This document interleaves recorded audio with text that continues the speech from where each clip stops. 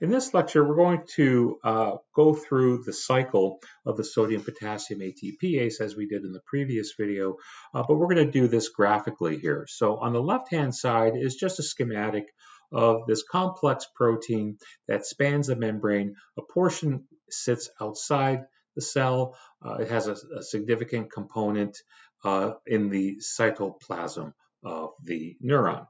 And so this portion down here at the bottom refers to the catalytic domain. So this is the domain that will generate the chemical reaction of ATP that binds to this amino acid sequence that will then drive the actions of this particular protein.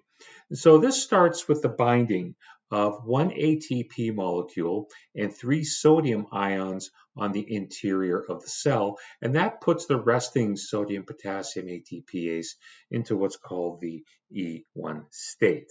And so here we see ATP is bound to the interior part of the protein, and we have 3 sodium ions typically bounded in the same region, but I'm just illustrating it here just to show that the sodium is also bound in addition to ATP.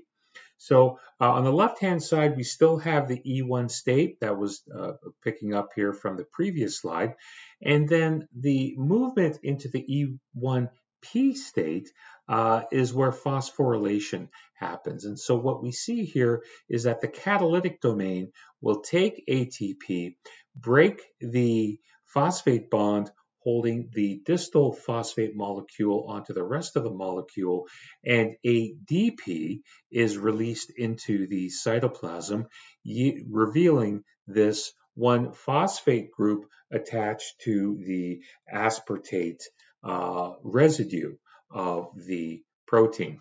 And so on this slide, we see once again, as we saw on the previous slide, the left-hand side is the E1P state where we left off on slide 54.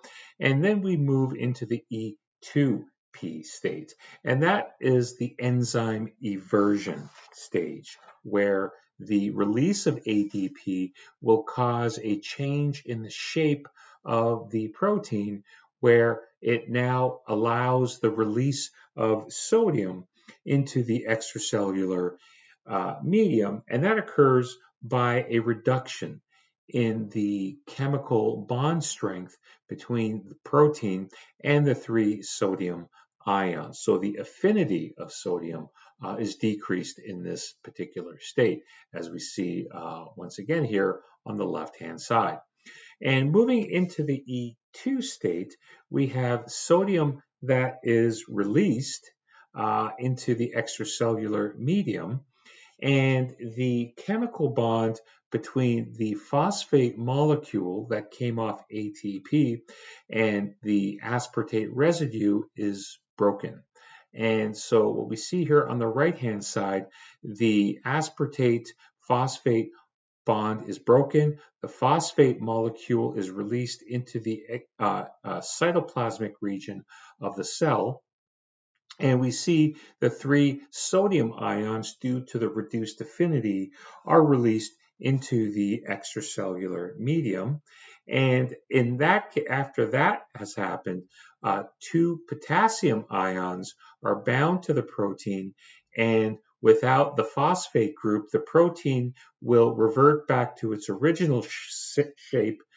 In doing so, the potassium ions that were originally bound to the protein experiences a reduction in the chemical bond strength, or the affinity, and the 2 potassiums are released into the cytoplasm, which then puts the sodium-potassium ATPase back in its resting state in the start for the next cycle.